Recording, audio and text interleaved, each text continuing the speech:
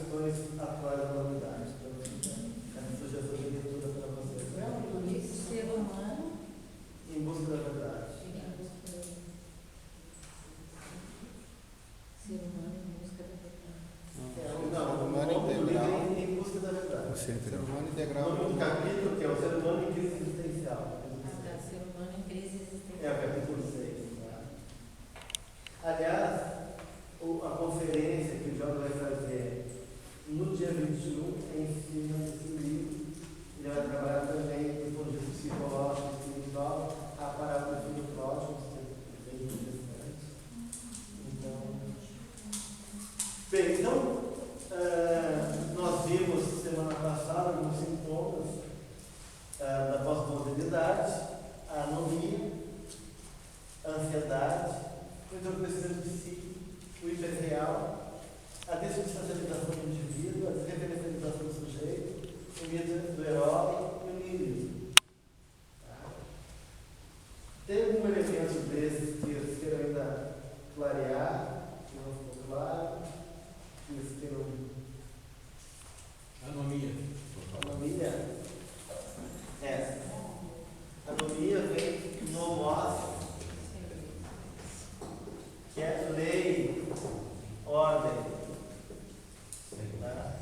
Então, a anomia é esse momento de vigor que não existe mais regra, não existe mais uma ordem, que na psicologia está ligada à figura do pai. Então, a anomia ela representa a morte figurativa do pai na sociedade. Tá? Então, não tem mais uma figura ordenadora que aponta o caminho, que seja estruturadora, que estabeleça uma ordem. Então, a anomia representa esse estado de confusão, de caos aparente que se vive em função de um processo de fragilização do mundo masculino e pai. A gente vai ver também a própria figura masculina nos Estados Unidos é o Simpson. É uma figura sem qualquer tipo de valor, ao contrário. Né? Então, realmente, isso também está falando da crise do masculino na nossa pós-modernidade. Mais alguma coisa?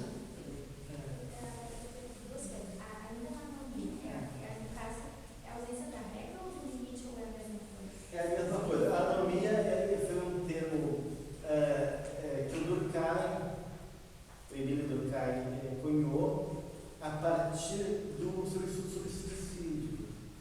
Então, de uma maneira, é o limite enquanto esse papel contendor, delimitador que dá a regra, mas ele dá a estrutura também.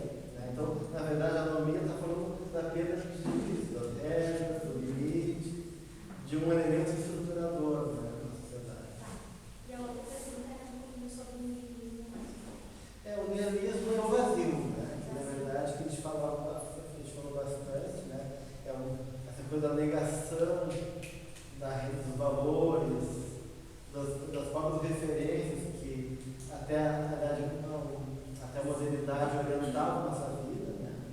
A gente viu a perda de uma sociedade disciplinar por uma sociedade de controle, a gente falou semana passada também sobre isso, né? E aí, de uma maneira, isso então vai criando esse vazio existencial, uma negação dos padrões que regem a sua vida, que é esse niilismo. Né? Então, que é também uma crítica muito comum na pós-modernidade, que dá às vezes do vazio. É uma questão muito comum, o borderline, as anorexias, as bulimias, as automutilações, isso tem a ver com esse tipo de sensação que acaba mobilizando as pessoas nos dias de hoje. O titanismo. O titanismo a gente vai falar hoje. Então, com o mito heróico, o homem se eleva como figura central, né? Naquela ideia que a gente fala que Nietzsche mata Deus e mata a história, não sobra nada, né? A não ser por causa de um super-homem, então, para tomar lugar desses deuses da história.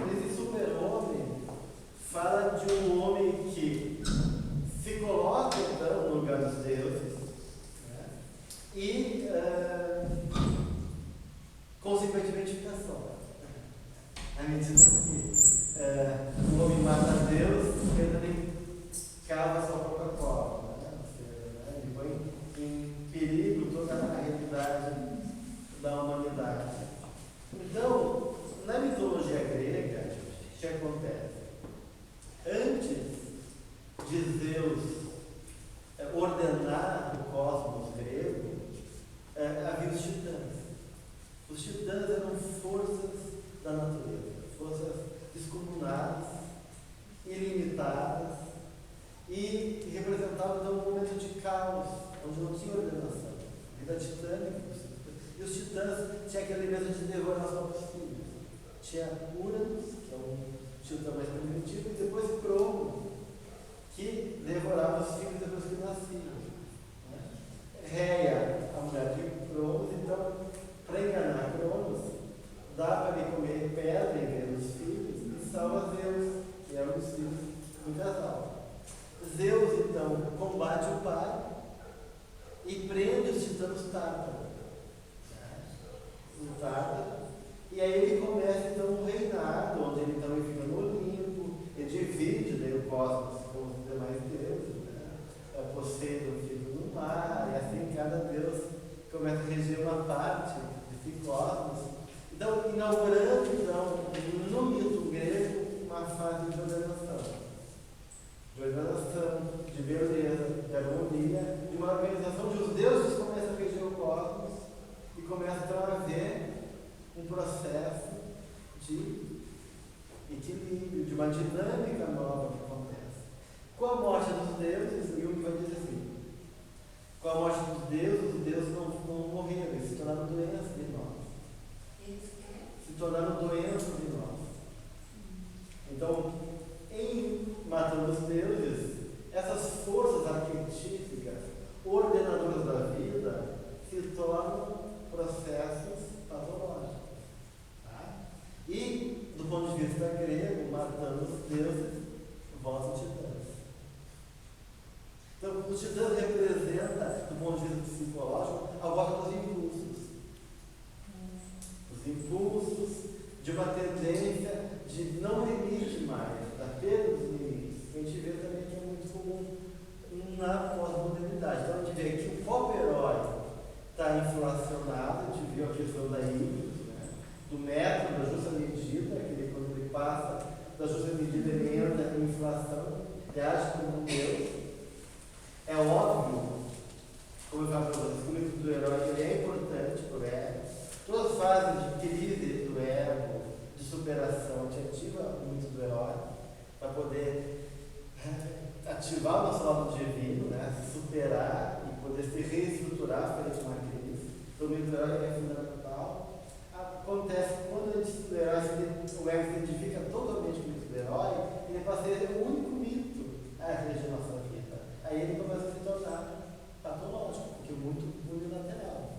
Tudo que é muito unilateral vai perdendo o seu lugar nessa função. Né? Então, o mito do herói acaba tomando lugar naquela questão que a gente fala para vocês, de que as referências da vida passam a ser o poder, o ter, o poder, né? O ter, o parecer, seja onde se coloca, né? No lugar do ser. Então o ser passa a uma categoria inferior, não importa quem tu és realmente, teus valores, tua natureza, importa ter, né? Fazer. O herói então vai promover uma sociedade do fazer, do ter, a ideia do consumismo, que a gente falava antes. Né? Então, é uma vida já titânica, uma vida que não tem como se contentar com isso. Porque o consumismo, o ter, ele apenas apazigua a frustração do ego, mas não sustenta a nossa alma verdadeiramente. Né?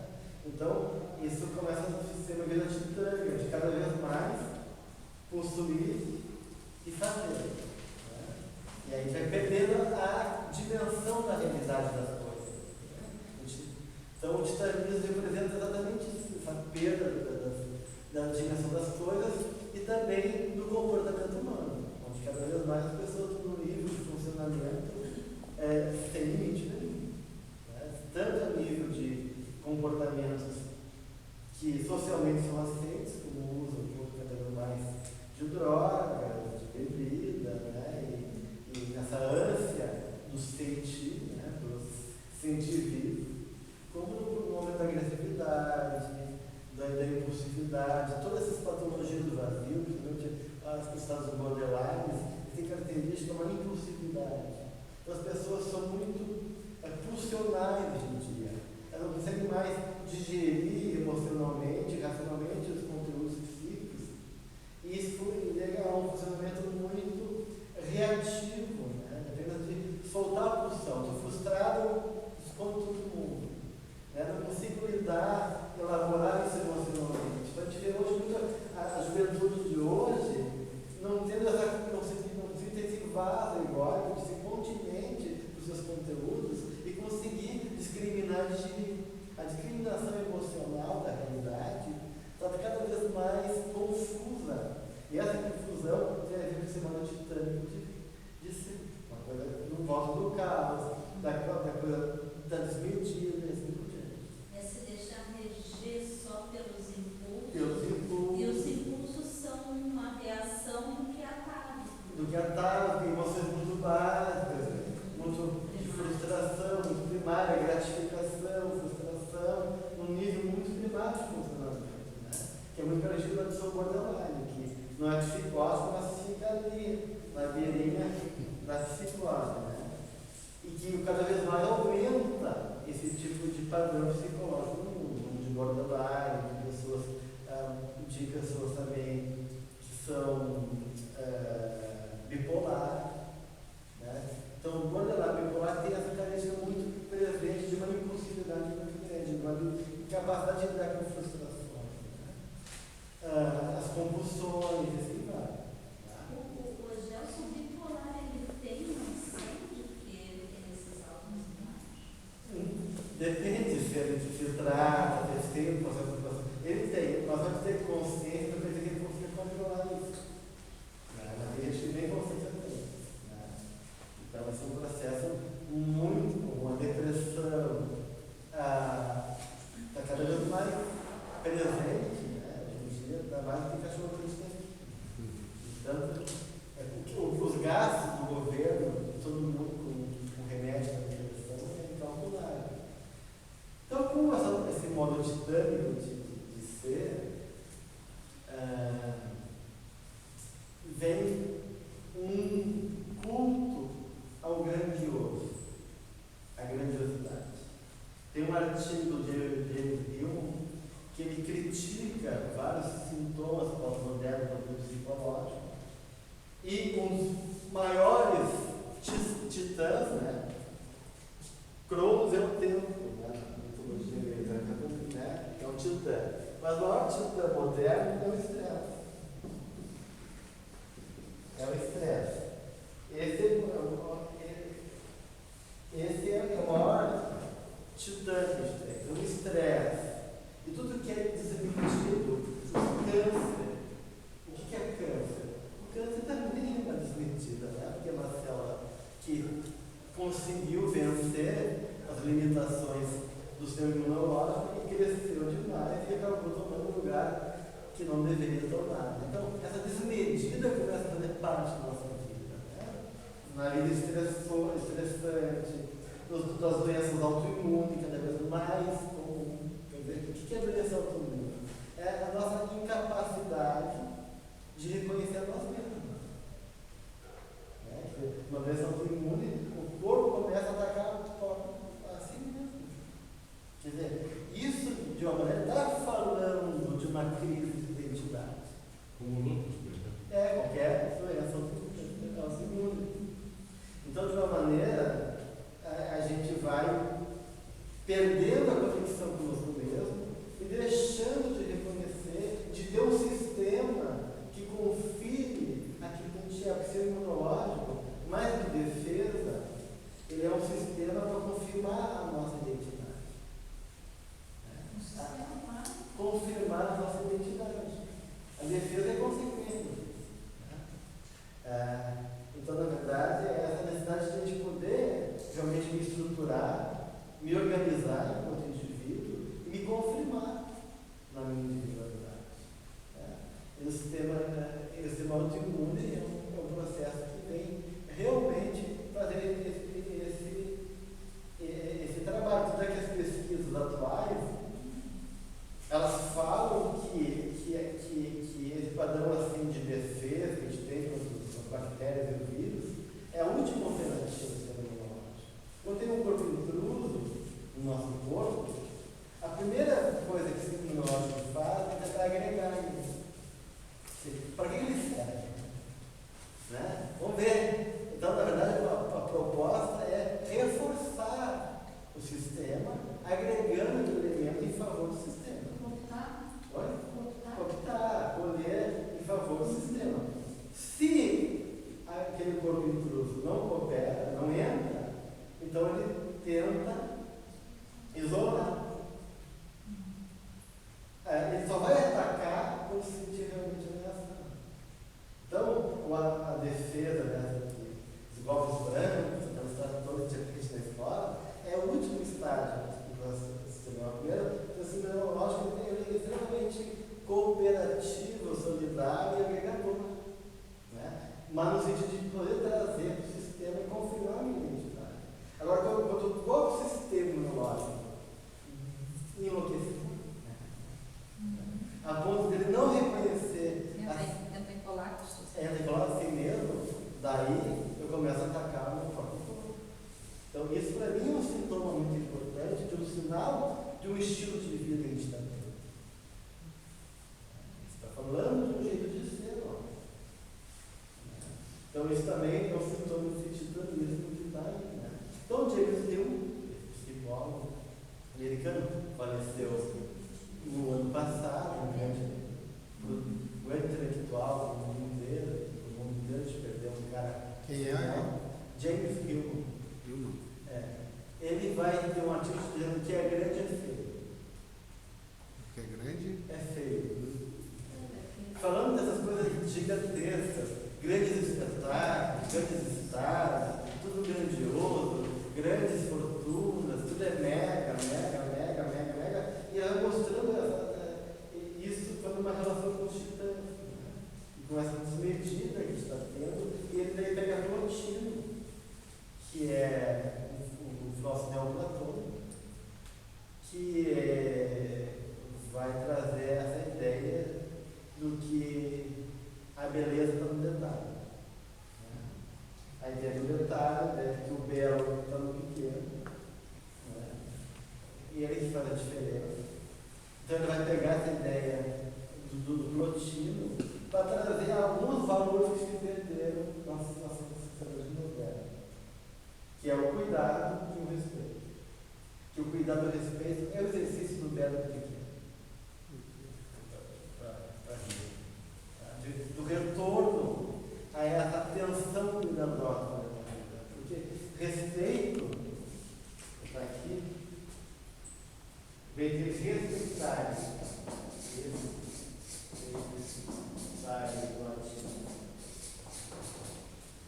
Quer dizer, olhar de novo. Né? Respeitar é pare, olhe de novo, olhe com cuidado. Olha com atenção. Então a gente acaba perdendo essa relação respeitosa consigo, com a vida, nessa coisa titânica, de ver tudo muito rápido, muito exagerado, muito esse movimento da vida, de que a gente é atropelado por uma série de necessidades que nós queremos, de ter computador, de ter celular, de ter isso, de ter aquilo, de ter, né? E assim vai, tudo isso é interessante, mas não são a tecnologia, mas é a forma como a sociedade faz uso na ideia do consumismo, na ideia do ganho consumismo. Então, essa desmedida, né? Então, a gente vai perdendo esse olhar cuidadoso, né? Então, o cuidado e o respeito para com a vida, para com o outro, para com os outros.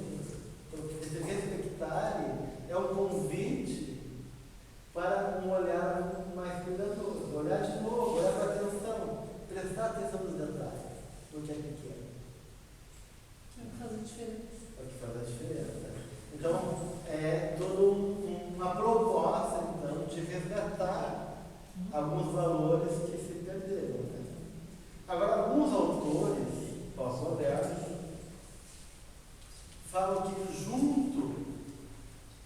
padrão caótico, desmedido, individualista, porque na verdade junto com o niilismo há um egocentrismo e um neoindividualismo, que a gente falou também no final passado, que eu não coloquei ali. Então, junto com a sociedade extremamente competitiva, e a Joana Diante vai falar no nome integral que ninguém foge um dia da competição. Então, porque o sistema está muito competitivo, está numa exigência muito grande, então ela vai dizer que você vai ter dois tipos de comportamentos. Ela vai acentuar o comportamento agressivo, porque a pessoa tem que, para vencer, ela tem que se posicionar, tem que ser mais agressiva, e isso ativa os aspectos atávicos e mais primitivos do ser humano, de uma volta a uma agressividade maior. E as pessoas que são mais sensíveis, ela diz, acabam fragilizando e ficando no medo. No medo. Daí, as pessoas que não conseguem competir por uma série de razões acabam daí entrando num processo de fragilização emocional, né? De não se achar capaz e recuar e ficar de não enfrentamento da vida de medo. Né? E também indutores de sofrimento. Sim, com tudo isso vai gerando, seja de um jeito ou de outro, situações de conflito e de sofrimento. Isso é muito forte no trânsito.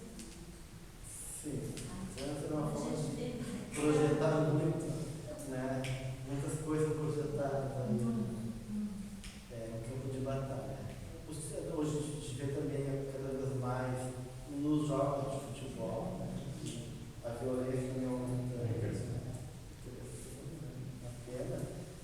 Ter um lugar para poder descarregar e fazer um movimento de catarse mais positivo, mas está sendo exagerado, também desmedido.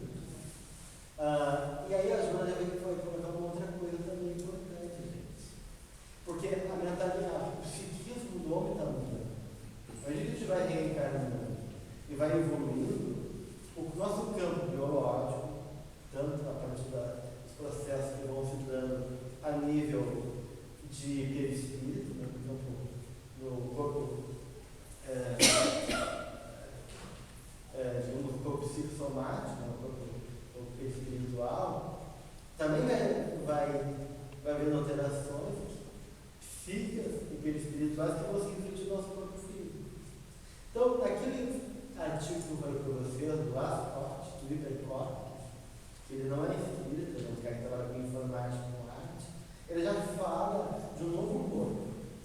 É um corpo que não mais se apresenta na sua dimensão orgânica, biológica, mas ele fala de um corpo-mente, um corpo-mundo. Então ele pega a ideia da internet, né, da rede, e vai compor essa ideia que o nosso corpo também funciona em rede, que nossa mente também é em rede, que o nosso corpo atual não está mais individualizado, determinado pelo nosso corpo biológico.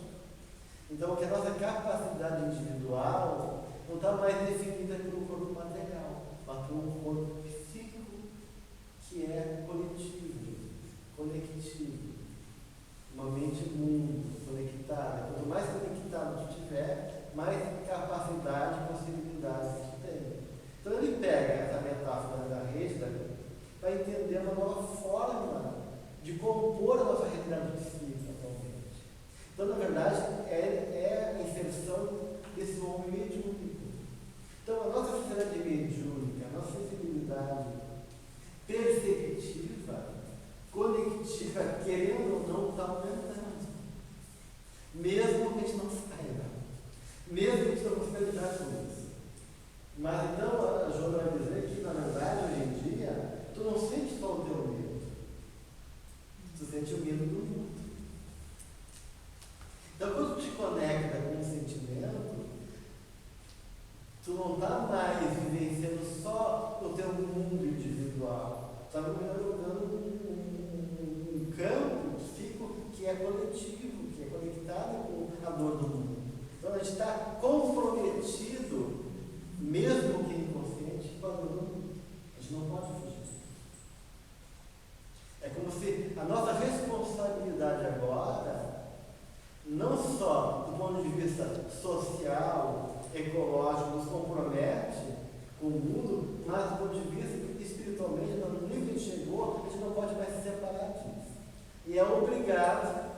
a vivenciar uma realidade que não é só nossa.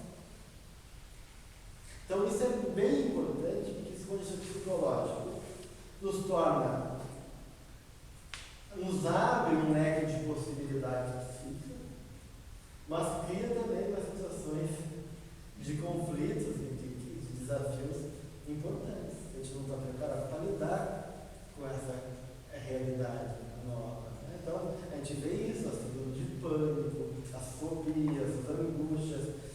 Tu está sentindo coisas que são, não só tu. Né? Então, na verdade, é como se a gente tivesse comprometido com um novo tipo de consciência, um novo tipo de relação, mesmo que a gente não queira e não saiba. Então, a gente vai ter que lidar com isso, aprender a lidar com esse novo corpo, aprender a lidar com essa nova possibilidade psíquica desse homem que inaugura, que chega no terceiro milênio, com essa nova proposta de uma vida que é não mais separada do todo. É de novo aquela volta. Então a gente fez um movimento de sair daquele homem medieval que estava inserido no todo, né, no microcosmo, se separou da natureza, se sentiu dono do mundo, e agora está tendo que forçar a voltar a nos integrar de novo numa consciência maior e coletiva. Né? Então, tem todo esse processo da tese cientista até chegar na síntese. Né? Então, alguns autores pós-modernos falam que, junto com todo esse processo caótico, né? E aí, colaborando com a professora do Dalton, né?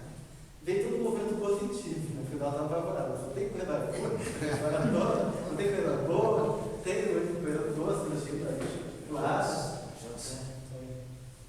Não, talvez seja uma simplificação grosseira, mas essa consciência coletiva não pode ser devida à comunicação que existe hoje? Mas assim, ó, é que do ponto de vista psicológico e espiritual, o que está fora está dentro. Quando Chico Xavier testemunhou o homem conquistando a Lua, ele diz que a planeta Terra atingiu um grau de ligação com outros sistemas planetários a partir desse movimento. Então, o movimento material que foi feito de conquistar a Lua teve um movimento espiritual junto. Então, as duas coisas andam junto. Então, esse processo, porque, na verdade, no ponto espiritual, a coisa está invertida, né? A ideia do plantão. Primeiro as coisas acontecem lá, para depois acontecer aqui. Então, se existe um universo de comunicação mais complexo, mais refinado, mais potencializado, e isso tomou materialidade no mundo, é porque isso também está acontecendo no nível psíquico e espiritual.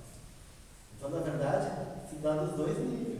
Então, essa ideia de rede informática que está acontecendo, ela é uma expressão pálida do que acontecendo no espiritual e psíquico.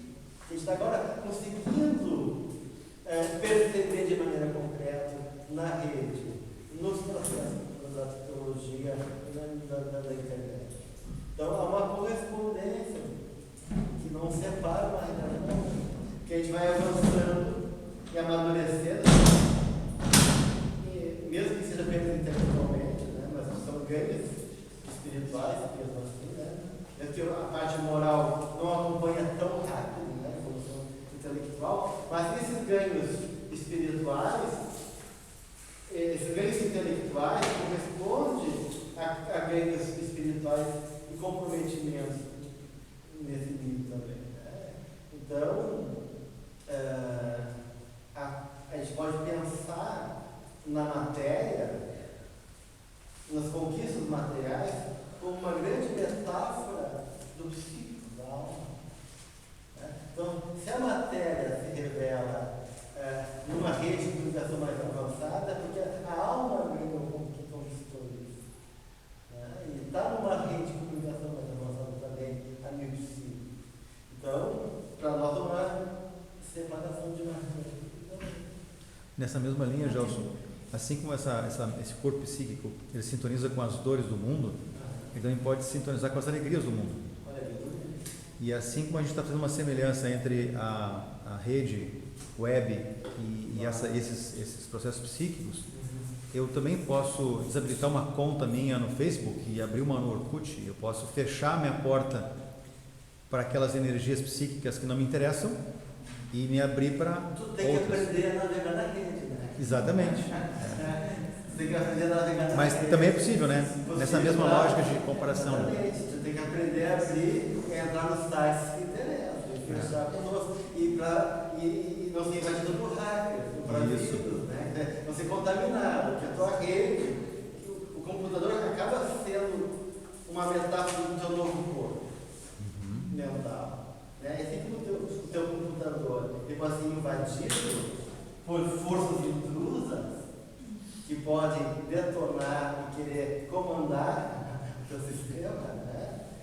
Psicamente é a mesma coisa. Então, assim como tu tem que aprender a ter um antivírus, uma consciência no computador que consegue discriminar, fazer uma seleção e também tu poder navegar, psicamente é a mesma coisa. Com certeza. Aí tu pode realmente, se tu quiser, uma coisa muito boa. E aproveitar tudo aquilo que tem para oferecer.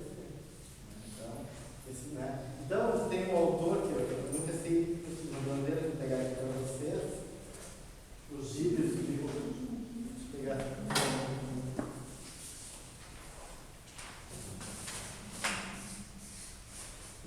Gilles e o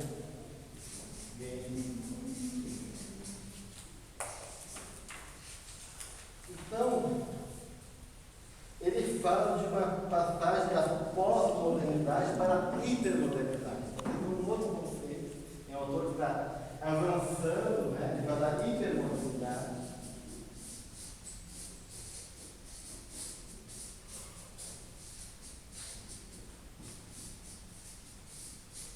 Pode botar ele no Google, nós encontramos o texto dele, material sobre isso. Então ele fala que a pós-modernidade fala de uma crise e fala de um processo que é paradoxal. Então, de um lado, ele diz que a gente está enfrentando um acirramento, uma ativação do narcisismo, do individualismo, do egoísmo, que a gente viu aqui, a sociedade do mito heróico da sociedade narcísica, um culto extremo à autoimagem, dos valores da autoimagem, culto ao corpo, culto ao excesso de preocupação com a beleza, com o ganhar, toda uma sociedade narcísica, mas paradoxalmente, tem todo um movimento de uma meditação solidária, de volta a valores tradicionais, de um movimento de resgate da religiosidade. Ela tem uma realidade pós-moderna, que vende, né? Que troca com Deus, né? Está vendo ali todo né? Mas toda uma consciência também, que a Jonas vai chamar esse movimento de uma religiosidade espiritual, diferente de uma religiosidade clássica, que é ligada à igreja, à crença, ao culto. Ela propõe um movimento e que o espiritismo transcenda cada espírita e vá para o mundo. É uma nova fase também que ela está propondo nos livros dela, e por isso que ela vai se preocupar com a psicologia, porque ela acha que o espiritismo é uma concepção que vem trazer uma realidade que se insere em todas as áreas do conhecimento humano, né? Ela é do espírito, que está em tudo. E na hora de a gente poder, de alguma maneira, fazer um esforço, então, de um compromisso nesse sentido, de uma psicologia espírita, de uma engenharia espírita, ou espiritualista, ou reconhecendo o espírito, né? E assim por diante, né? Que não separar mais o mundo espiritual confinado a uma religião, a uma crença, né? Mas trazer e sair também dos atavismos religiosos, todo aquele dogmatismo, aqueles ranços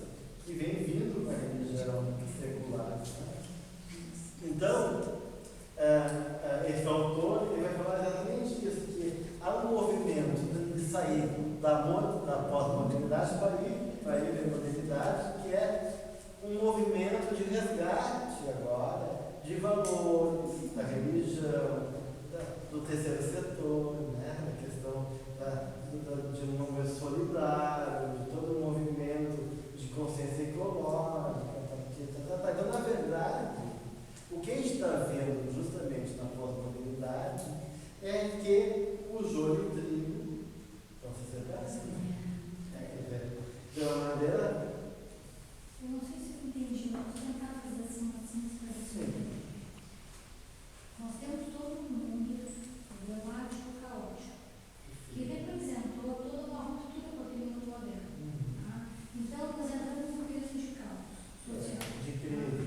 E crise, e disto, deste caos, surge uma possibilidade que se abre através de um instrumento absolutamente material, tá? Tecnológico, e que traz material, concretamente, a possibilidade do hiperespaço, tá?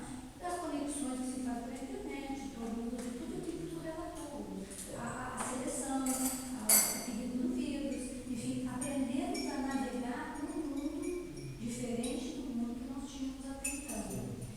E este instrumento poderá servir, se eu entendi, como a porta que se abre para a gente entender. Uma das portas. Uma delas, pode ser muitas.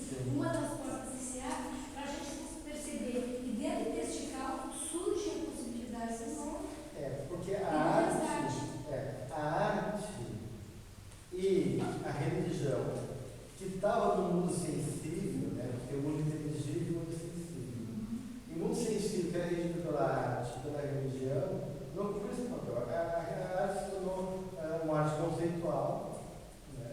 Nominalista, e a religião tem dogmatismo por um processo pior, que é essa coisa de volta às vendas de pedaços de céu e assim por diante. Então, na verdade, a sair, por incrível que pareça, paradoxalmente também, as possibilidades espirituais que surgiram foi para a física e pela internet. Então, eu acho que a internet nos dá uma visão muito clara dessa dinâmica espiritual e mental. Né? E aí, física quântica também. Então, na verdade, a própria ciência, desde que foi se aprofundando, ela chegou na realidade do espírito e do sentido e está trazendo uma revolução para nós. E que aí agora a gente tem que também rever, a partir disso, né, a nossa. E aí todo uma nova visão de espiritualidade. Né? Então, e aí eu acho que. Precisou desse caos. Sim, a crise é necessária. Claro. Claro. Como a gente falava, né, que crise em chinês o enxerga, quer dizer, perigo e oportunidade. A palavra crise é formada por esses dois ideogramas, né? Então, na verdade, essa crise está falando de uma nova oportunidade, de rupturas com o que é velho, de superação, mas de um grande perigo para nós também, no sentido de nessa crise também ativa os processos negativos e também se perde nela em grande medida. Depende do uso que a gente faz, né? Claro.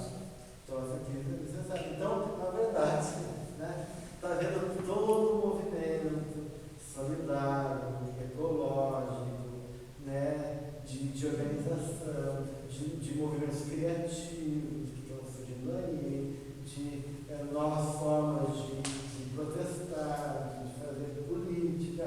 Tudo isso é um novo movimento que o Gilles fala de que é muito desse movimento paradoxal, de uma tensão de dois grandes movimentos que estão acontecendo no mundo. Um narcísico, egoísta, individualismo, e um movimento de transformação social, solidário, uma nova espiritualidade, assim por diante.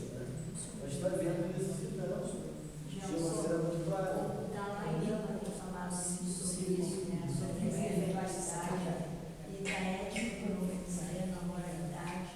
Eles têm aquela reunião que eles fazem com cientistas, né? E eles têm trabalhado muito isso. E o discurso que não se ateia mais a uma formalidade, né, de crença.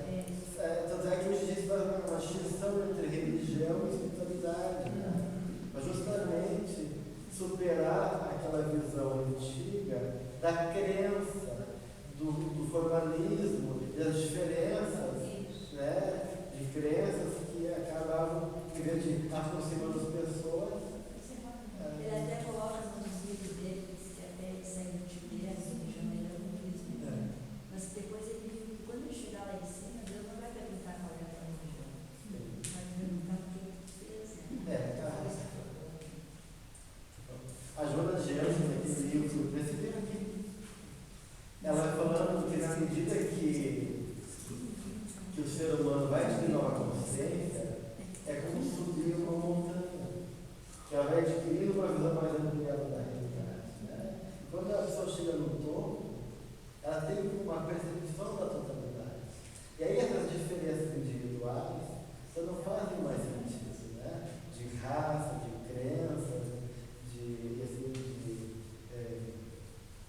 condições sociais. Então, na verdade, esse processo todo, desse novo homem em si, que o Emmanuel fala que é um estágio breve, uma crise de transformação, de passagem do mundo de prova e expiação, do mundo de regeneração, e foi uma passagem breve. Ele dá 700 anos. Ele acha breve. Nós, claro, 700 anos parece muito. Mas para ele, 700 para eles é muito, um hábito muito rápido no tempo, né? Para quem é tenso, né? Vai ser uma passagem rápida de 700 anos de acomodação e renovação para chegar no mundo de regeneração, né? E segundo as informações que a gente tem agora, né? Do que a Maria Nobre revelou, das informações do Chico, né? Que a gente tem até 2019 para segurar e não haver uma crise mundial que leve à guerra. Porque, como, né? Vocês estão sabendo dessa história? Bem rapidinho. Pelo livro não vai ser em 2012, né? Conta que em 69 justamente, Jesus fez uma terceira assembleia, que naquele caminho da luz, o Emmanuel comentava no livro que Jesus tinha feito 2 grandes assembleias mundiais para poder traçar alguns processos históricos do planeta. E que ia ter uma terceira. Só que o livro saiu em 40 e pouco, então a terceira não tinha acontecido ainda. E aí depois o Emmanuel comenta do Chico que essa reunião ia acontecer em 69, a gente estava esse ano, e ele ficou convidado para assistir, não participar, para assistir de longe. E esse terceiro encontro foi então para poder organizar um processo de transformação planetária para o milênio. E o Cristo pede uma moratória de 50 Mora por mais de 50 anos. O que acontece?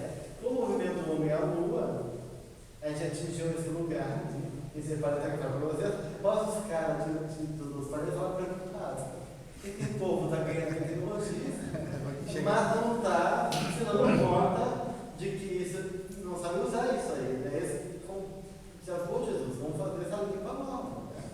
Manda os caras para o outro lado, vamos renovar o planeta. E Jesus, não, calma, eu confio nos meus filhos, vou dar mais 50 anos para eles. Na verdade, esse processo ia ser conhecido pelo ano 2000. Né? Então, de 69, ganhamos 50 anos até 2019. Aí, diz que Jesus traçou 2 grandes possibilidades para o planeta. Uma nefasta, se caso houvesse uma crise mundial, uma nova guerra. Então,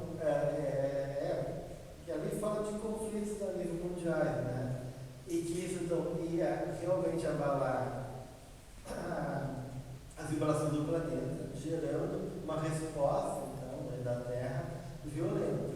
E aí, todo o hemisfério norte da Terra, ia ser destruído. Europa, Estados Unidos, né? As regiões todas, isso vai muito pouco. E que sobre a ONU, dos países que iam ver um movimento de invasão das regiões menos atingidas, no caso do Brasil. abaixo do Equador. E aí, só que a invasão não seria pacífica, que o Brasil seria dividido em vários países, né? Ficaria o Brasil só para a região central, ali, Brasília, aquela parte de Goiás. E o resto todo ia ser dividido através desses povos que ainda invadiram também esse processo bélico, que a gente tem que ter muita paciência, muito calma para aceitar, tolerância, que a gente tem que dividir nossas terras e acolher, sabendo que está perdendo nossa identidade enquanto território, enquanto nação, e assim por diante, né? E aí todo um processo muito mais doloroso de recuperação do planeta. E uma segunda opção, que é, se caso não acontecesse a Terceira Guerra Mundial, ia acontecer um movimento de desenvolvimento maior no mundo, com uma descoberta de lençóis de petróleo no Brasil. O Brasil ia ganhar um destaque no cenário mundial, conquistando um papel importante na questão da alimentação. Né? E que havia um processo de oi? Que havia um processo de intercâmbio, de processo mais. Né? E aí, se isso durar até 2019, não vai acabar a guerra, em 2019 os ETs, então, vão ter liberdade de se revelar para a gente. Começar um intercâmbio, daí mais cultural, espiritual, e um processo realmente de muito mais harmônico, os cataclismos da Terra, de reajustamento, iam ser menores, menos danos, e aí um processo mais pacífico e mais favorável. Oi? Eu acho que não tem outro. A gente está assim, ó. A Maria Nobre acha que não, a gente está na condição primeira e que com a situação da China, do Irã, ela acha que a coisa é trágica. Mas eu acho que Jesus deu no oratório. Mas ele tem a carga na manga. Até ela cita o Chico, no caso, cita assim, como mais delicada, a área justamente entre o Oriente Médio, entre os judeus e os palestinos. A gente vê a Coreia do Norte, também complicado, a China, o Oriente Médio. Então, a gente tem aqui também, né, os sequestradores também. Então, não dá para dizer que isso é uma condição tranquila para pensar. E essa segunda possibilidade dos ETs daí, eles viriam para nos ajudar. Sim, daí tem liberdade, porque já estão entre a gente. Mas tem daí liberdade para se revelar, se mostrar e comunicar daí, usar que vejo todo mundo, que a história é outra. Seriam os nossos novos líderes? Eu acho que aconteceu que lá na época os mais lindos, aquelas figuras de homens como astronautas vindo para eles, né? Eu acho que de uma maneira, acho que vai acontecer de uma solidariedade entre a variedade também, né? De apoio. Isso é a informação que a gente tem, não sei até que ponto isso é real ou não.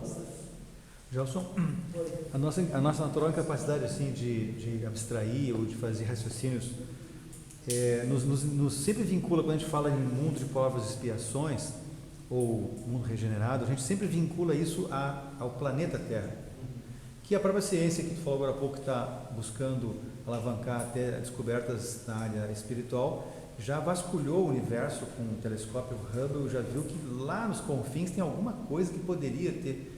Então a gente fica sempre restrito a essa noção de que esse planeta regenerado é a Terra. E tu fala agora há pouco que nós estamos num outro ser psicológico. Ou seja, até que ponto esse estado de provas e expiações ou estado de regeneração não está no plano psíquico? Ou seja, nada a ver com a Terra, nada a ver com perda de identidade territorial. Nosso planeta é tão insignificante diante desse cosmos que seria gastar muito tempo para preservar uma coisinha chamada planeta Terra, né? Enquanto que a nossa dimensão, essa psíquica que tu acabou de nos falar, poderia nos abrir o horizonte das reflexões, até para dizer, bom, olha, quer estejamos aqui na Terra ou em qualquer outro recanto desse infindo universo, e não apenas 6, 7 bilhões de espíritos encarnados, mas sabe-se lá quantos quaquilhões existem pelo universo afora. A gente está falando de uma fração diminuta, né? Que somos nós. Que somos nós, né? Então a gente fica muito restrito a esse raciocínio não tão abstrato de ficar. Eu prefiro não pensar em planeta Terra. Sim, no caso essa tua concepção, ela é uma concepção mais elaborada. Eu acho que ainda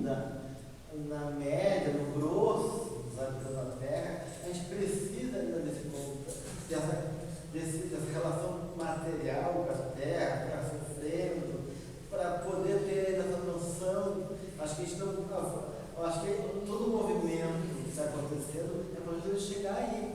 Mas eu acho que ainda em termos de maturidade espiritual, a gente não está nesse nível de compreensão. Aquela coisa projetada ainda no nível mais elementar, mais reducionista, mas com certeza é psíquico. Né? Tanto é que a própria Joana diz, olha, essa ideia do sacrifício, do holocausto religioso, gente, isso é uma concepção humana, não de Deus. E isso se for para ter o sofrimento, o holocausto, é psíquico. E não é catastrófico. material. Né? Então, ela fala exatamente isso, né?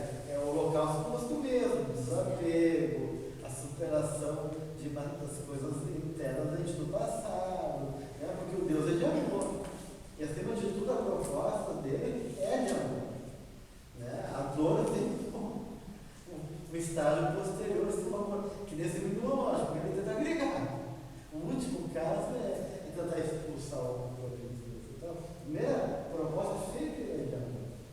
Né? E a proposta realmente é criar um movimento amoroso. Nesse sentido, eu acredito que ele superar esse condicionamento muito material que tem na realidade. É um número ínfimo de pessoas que conseguem uma visão como essa. Menos de 10%. Muito menos, eu acho que não está presente na.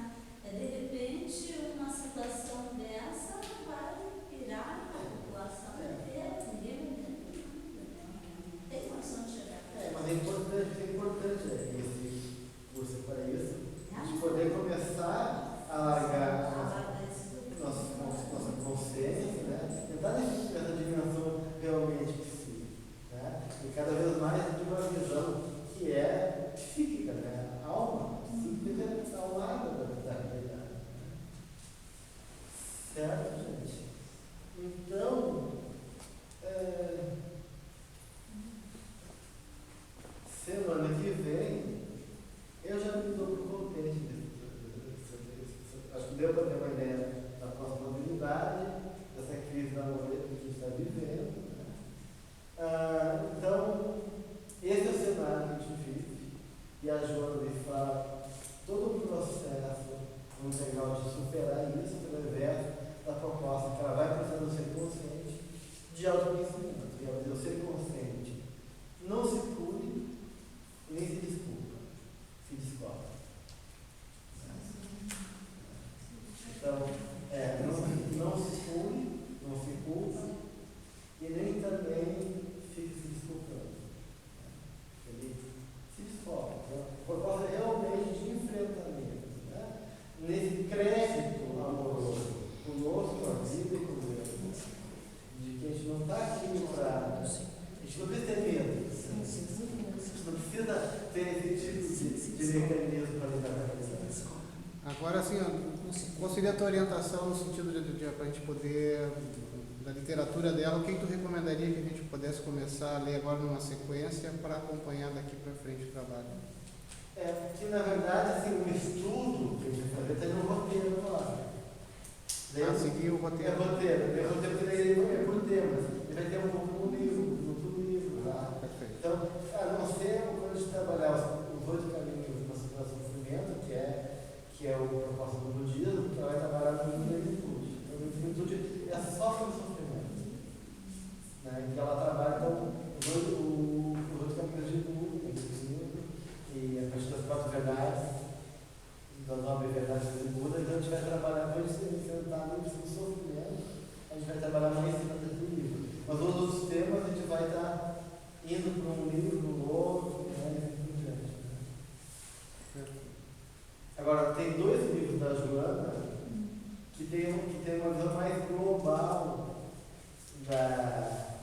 da dinâmica psicológica e espiritual, que é o Triunfo Pessoal e esse aqui, Em Busca da Verdade. Porque ela entra em todos os conceitos que ela trabalha sobre o céu, a sombra, o ânimo, o Triunfo Pessoal também. Vocês que vêm ler para ter uma ideia